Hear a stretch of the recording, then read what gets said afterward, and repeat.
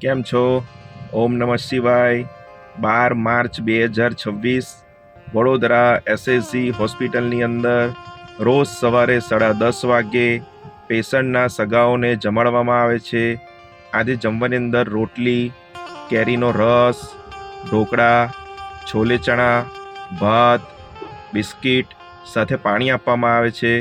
આ બધું જ જમવાનું આપણે સ્ટીલની થાળીમાં જમાડીએ છીએ અને આ સેવા 365 દિવસ હોય છે. જો તમને આ સેવા સારી લાગી હોય તો કોમેન્ટમાં ઓમ નમઃ શિવાય જરૂર લખજો મિત્રો.